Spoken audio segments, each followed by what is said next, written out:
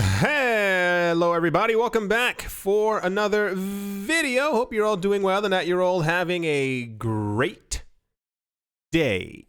To start things off, the creator of Litecoin, his name is Charlie Lee, expressed his joy over the final release of Litecoin Core 0.18.1 through a tweet. He is thankful to all the creators who worked on this new update. He also talks about the upcoming release, Litecoin 0.20, which will make it stand in line with the latest Bitcoin Core. There's his little tweet right there. With one further tweet, Lee talked about the release of Litecoin 0.20, which is supposed to be done before David Burkett's work for Mimblewimble is done. Burkett is a crypto anarchist and Grin developer. Lee wishes to see the 0.2 first and then release it. It will further include Mimblewimble as the extension along with a soft fork. For those of you who have no idea what Mimblewimble is, it's pretty much going to put private transactions on top of Litecoin so that when you send the transaction, it is private. There's another little tweet right there. With another tweet, he talked about the addition of Jeremy Rubin's check template verify CTV feature as the soft fork. Lee believes this is a great feature, and adding this will allow us to test the capability of the new smart contract capabilities. There's another little long tweet that I'm not going to be reading. The new version comprises some latest features, bug fixes, and improves performance. And along with this, it also updates translations. The users are advised to update to this version soon. Wonderful. We do not get much Litecoin news anymore. As of recently, there were a lot of whispers behind the scenes that there were actually no one developing or working on, like, oh yeah, it says it even right here. Litecoin Core final release is out. Who says Litecoin has no development?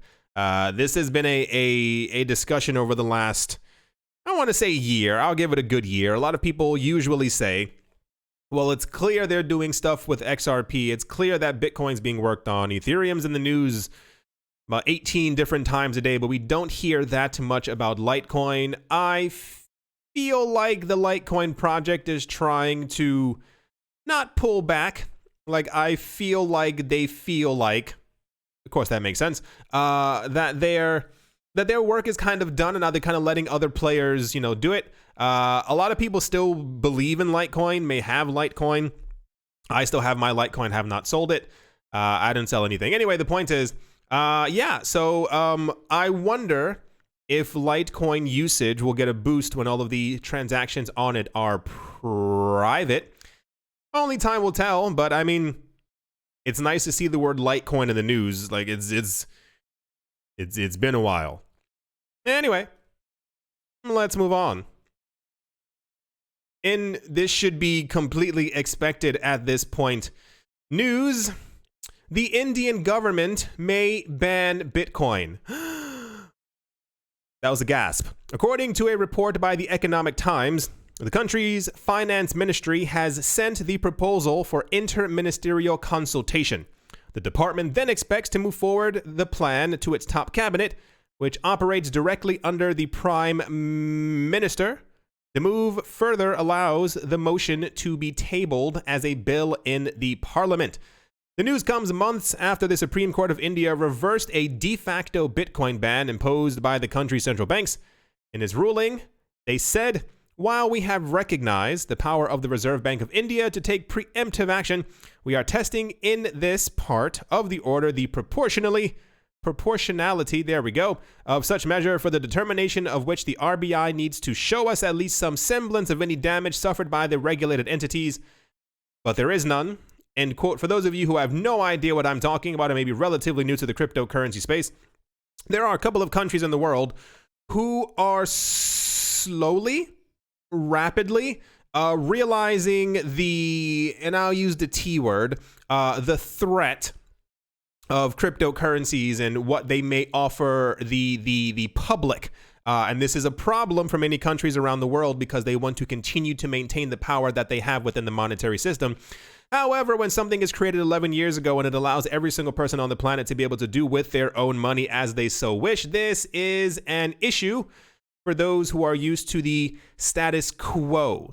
So around 2017, as prices were rising up rapidly, we had a lot of countries in the world who came forward and said, hey, we don't like that. We're going to ban it.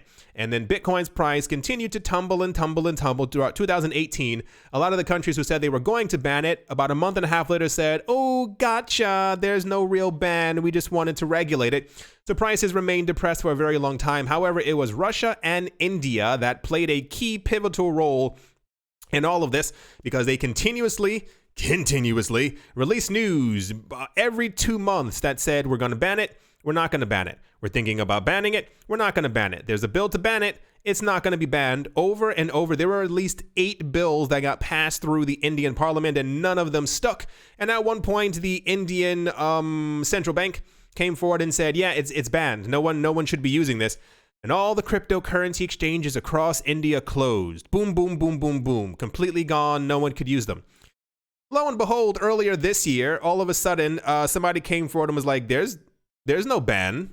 The bank didn't have that kind of power. So cryptocurrency exchanges began to open up all over again because for the last 3 years, they had been lied to. Isn't that crazy? And now this leads us to this point right here where they're again, apparently, I'm doing air quotes. None of you can see me, but just know that I have my fingers air quoting that they're going to try and ban crypto once again. Nevertheless, a draft proposed by an interministerial committee in 2019 had noted Bitcoin's role in money laundering, of course, and terrorist financing activities because that's all Bitcoin is used for.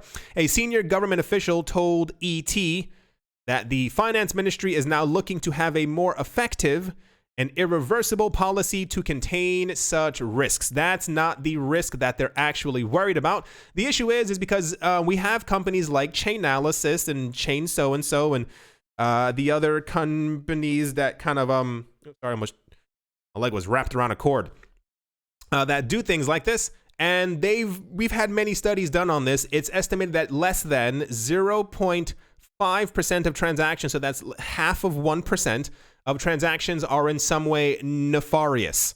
That is to say, people are probably buying substances that they would not be able to buy in a local store.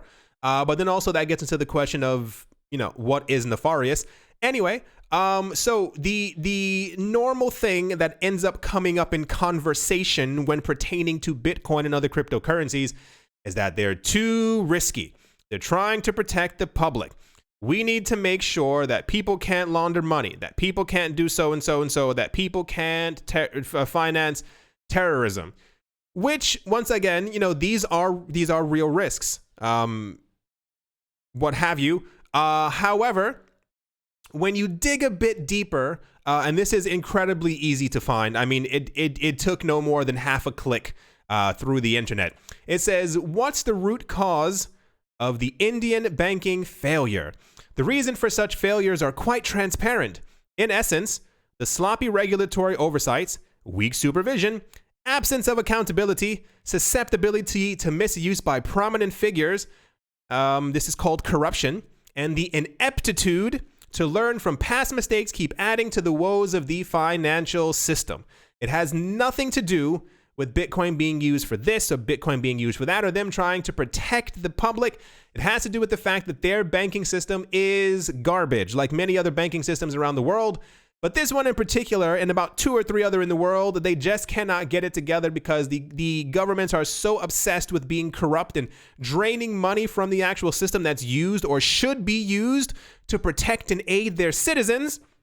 So we get into situations like this. And the problem is that a lot of governments around the world have been running tests and the word isn't war games, but they've also been doing it with war games to see the potential survivability of Bitcoin and or usage during difficult times. And when you get into the conversation of, once again, many banks and institutions and potentially governments, don't forget about that talk with the IMF last year, talking about potentially Bitcoin's price by the end of next year, reaching $100,000 and potentially in 2 to 3 to 4 years, Bitcoin's price being $250,000. That is a $5 trillion market cap just for Bitcoin. That far outsurpasses the wealth of any human, single human, what have you, company and countries around the world. So what happens when you have a shaky government, a shaky, destroyed banking system that not even talking about the entire stimulus checks, when all of these things don't work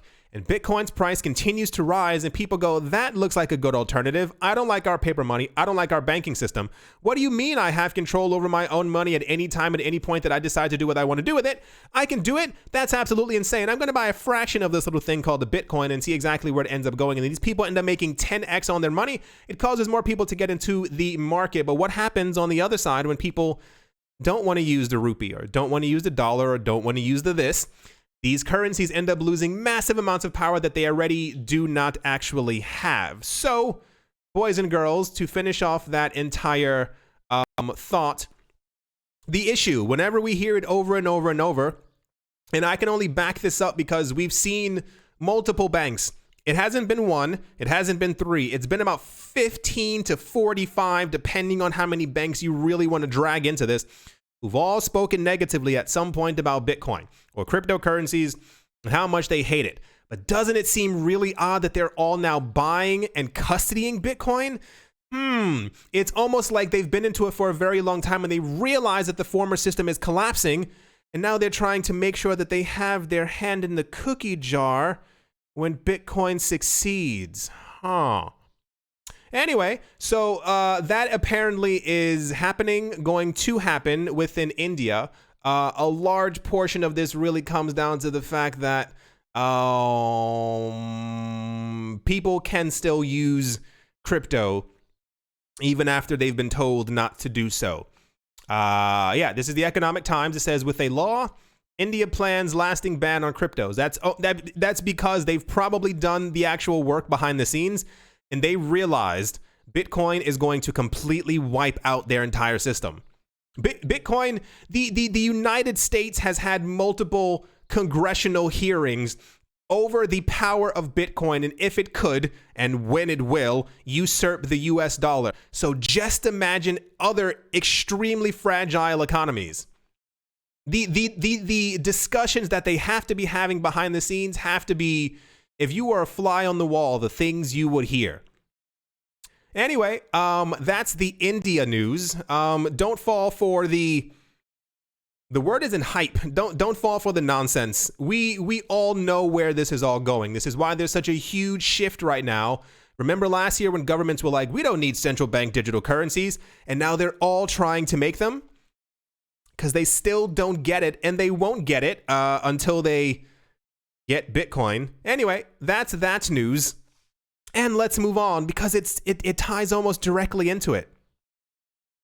Next up, Russia's Ministry of Economic Development has informed Parliament of its disapproval of the bill to ban cryptocurrencies. Experts say a ban will be ineffective as people can still use the technology to bypass it, leading to the creation of an uncontrolled black market.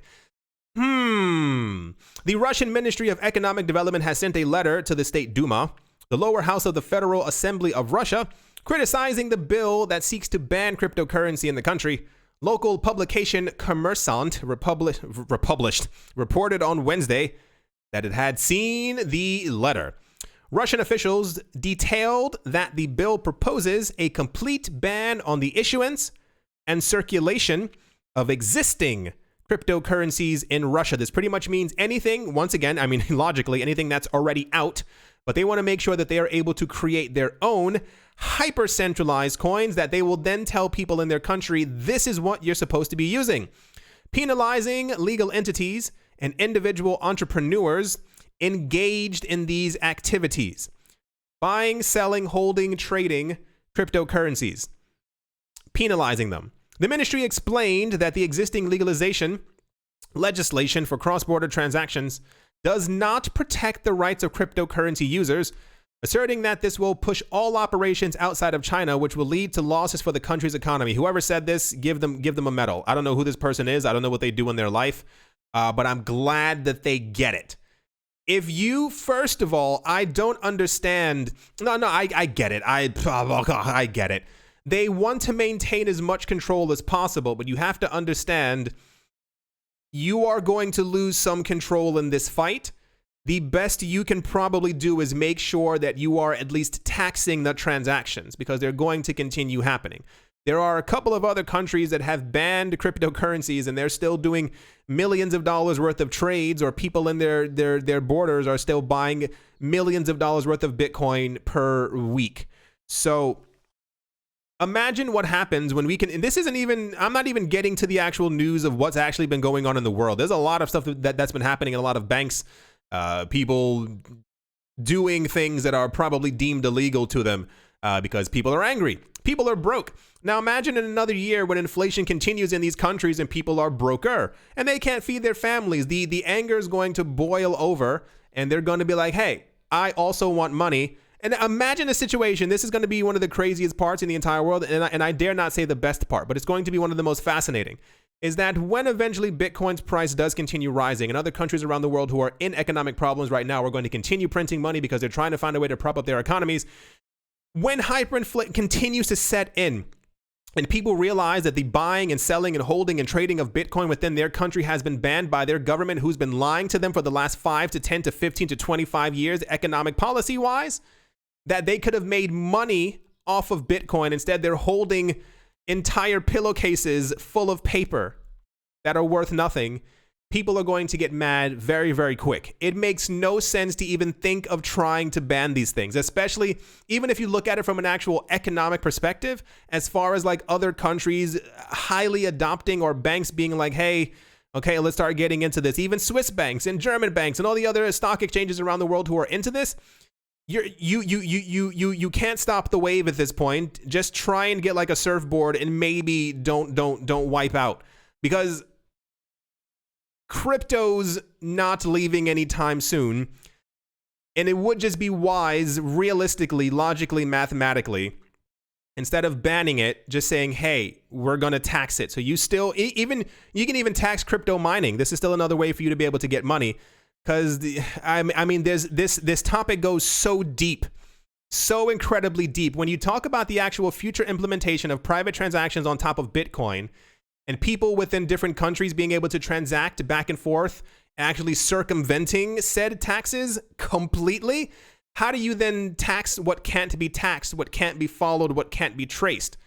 You don't. Imagine a world where Bitcoin gains so much popularity, especially in smaller countries that are undergoing these horrible economic times, and Bitcoin hits $500,000 per coin, and all the money that's going to be flowing back and forth simply between you understand like where this is all going. The moment we have proper private transactions on top of Bitcoin, that's it. Governments already have issues controlling it right now. Just imagine in 5 years. So any ban will not really be a ban. It'll just simply be the government figuring out a way to not make money. In its letter, the ministry stressed the need to change the text of the bill to provide for the creation of mechanisms for the controlled circulation of... there we go. This may include establishing requirements for the issuance and turnover of cryptocurrencies and their operators. Procedures for allowing these operators to carry out crypto-related activities should also be established. And even outside of that, you can integrate Bitcoin into your systems, but the Bitcoin transactions won't flow through you. It works complete, like imagine a castle. All transactions, everything that happens within this castle, when we walk through one door, we have to exit out the other side. We must go through this castle in order to be able to make any transactions and to be able to buy anything.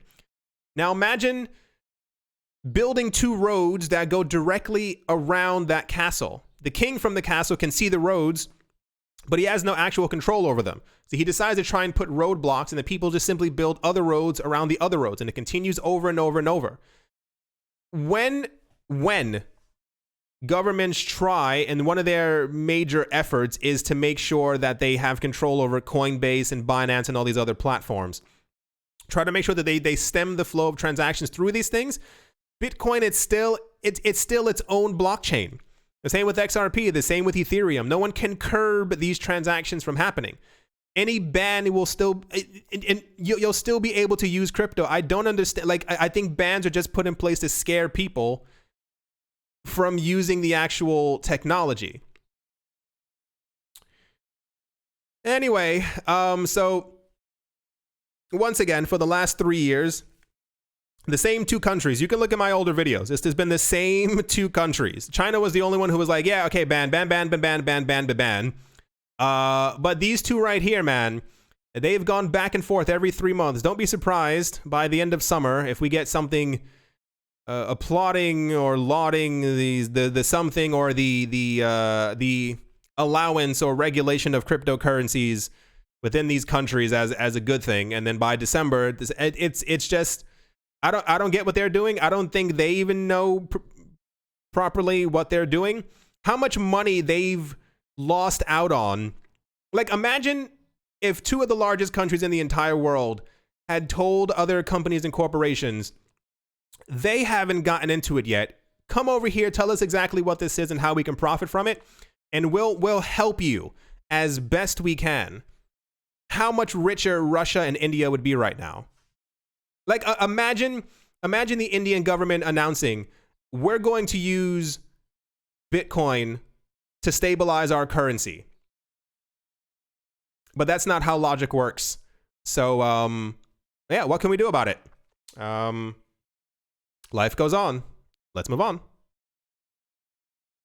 Next up, the American multinational technology company Microsoft has launched a beta version of its open source decentralized identifiers network, or DIDS. It says DIDS on Bitcoin's mainnet, called ION. It's designed to bring back the control of personal information from centralized entities to individuals. The tech giant explained its decentralized identifiers as a technical component that makes decentralized identity possible. I've said decentralized about 12 times already. It outlined the companies and other entities are generating and controlling the centralized identifiers used today, such as usernames, emails, etc. On the other hand, DID will be owned and controlled by the individual and will operate independently from centralized parties and trusted intermediaries, including Microsoft. DID is a company project that took its initial steps in 2016. As the concept matured with time, Microsoft explained different blockchain options before the firm decided to entrust the Bitcoin network for ION. They said, we're thrilled to see ION make the leap to Bitcoin's mainnet for its public beta. ION is an open, public, permissionless layer 2 network built on open source code that anyone can review, run, and contribute to. ION doesn't rely on special utility tokens, trusted validator nodes, or additional consensus mechanisms. The deterministic progress of Bitcoin's linear block chronology is the only census it requires. I guess listen, how do I tell this to you frankly? No. We are moving to a hyper digitized world. There are a lot of calls right now for digital identities. It may sound a bit nefarious, and I can't say that it is not completely. However, we are going to have them eventually at some point. It's just a matter of which one takes hold and which one is actually the best. It seems a bit weird. I assume we will get more news as to exactly how this is going to happen. And exactly, I mean, yeah, I don't have an enormous amount to say about this, but it's more so the news that Microsoft obviously has been building on top of Bitcoin and to another extent Ether as well. But yeah, they're creating identity systems that are supposed to be decentralized. Sure, we'll see how this ends up working out. I mean, once again, we're in the future, so it seems logical that we would have stuff like this.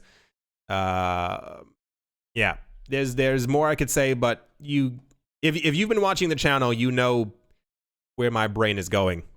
Let's move on. And to finish things off, Binance has launched quarterly Bitcoin futures. The addition marks Binance's latest expansion into the crypto derivatives market, an area in which the firm is quickly gaining market share. Futures trading allows traders to bet on the expected price of Bitcoin at a moment in the future. That's why it's called futures. Traders can go long, expecting the price to go up, or short if they expect the price to go down. Binance has offered futures contracts since 2019, but these were perpetual contracts that can mature or end at any point. By comparison, quarterly futures end on the last Friday of the corresponding 3-month period. Just like the perpetual contracts, the quarterly Bitcoin futures contracts offer leverage. Oh my gosh. Leverage of 125x. My goodness. Oof. That you really have to know what you're doing. Even with like 50x, that's crazy. 125x. If you make the wrong move, you're broke. You are losing millions. You are completely done. Oof. This allows traders to amplify their trades, understatement, increasing their potential winnings and losses. Losses being a lot of people, if you don't know how to trade, please don't. If you don't know how to trade with leverage, please don't. A lot of people think that some of this stuff is fun, or they watch other people on YouTube. Yeah, man, I made 600,000 in a day. I'm like, sit down. No, you didn't. First of all, don't try and get other people into this market to make other people think that they also have to be these crazy traders. So many people lose like, what was that guy last year? He lost like 5.29 million worth of Bitcoin because he was trying to leverage all of his trades, and boom, all wiped out. Can you imagine? Can you imagine you have $5 million worth of Bitcoin and then it's all gone like in a couple of seconds and there's no one you can complain to? Like how sad you would be for life? I'd be devastated. Anyway, Binance is or has launched their quarterly Bitcoin futures. This is, of course, major news, ? Everyone's very excited about this. I guess it's another Bitcoin futures thing, and it's the way that many institutions have been getting into the mix. Sure, why not? New Binance futures, and there we go. As always, a very special thank you to my Patreon supporters: Professor Wally from Gunbite University, Oscar Maldonado, Utopia 569, Yasha Harari, Moonman High, XRP, The Pothead, Joshua Vineyard, Martin Stoyer, Chongololo, Songololo, Nostromo, John Sarson, The Animal Reader, A Bibliophobia, Todd Mullis, and Adam Graysick. Wow. Adam Graysick, Moher Maroni, Master Ventures in Thailand, Jared Schneider, Wise Night Owl, 242 to the World, Crypto Joe, Bankroll Network, Adobo, Crypto Artist, Coldy 3D, Nicholas Renault, One Piece One Love, Damien Setsuna, Nick Kanaya, Richie Richard III, Vlad the Impaler, Paxis, Nick Mangialavori, Anthony Charles, Jim Gardner, Jeremy Fox, Minting Coins, Miller, Hitch Test Every Day, and Calskip's Leg Day, Yes to Crypto, Body McButtface, Anytime Fitness, Monk's Corner Staff, Arfmedic17, Bake Me a Cake, Tigera Machanisa, All Crypto with Lionel, Crayola Michelle, URL, Bolero Bastos, and hold on, I have to sneeze. I wonder how many of you out there say the names along with me. Because a lot of them sometimes, like when I'm saying them, I'm like, some of them are like very catchy and like, Crayola Michelle, URL. So I'm pretty sure people are saying them along with me. Thank you all very, very much for your support. Thank you to everyone who is a member of the channel. Thank you to everyone who is a subscriber to the new channel. And thank you to everyone who is a clicker of the links that are affiliate. At the moment, the market is marketing. It's like sideways down, sideways up, sideways down. This will change in about an hour because the cryptocurrency market is just really all over the place right now. But I mean, it's fine. It is what it is. I hope you all have had, continue to have a great weekend. Hope your day is going great. I hope it's boiling hot here. It is uncomfortably summerly hot, and I'm not really caring for it. I do hope you all enjoyed. Hope you all are having a great day, a great morning, a great afternoon, a great evening, wherever you are, wherever you might be. I do hope that it is absolutely fantastic. Thank you all once again for watching and or listening, and I will most certainly be talking to you all soon. See you.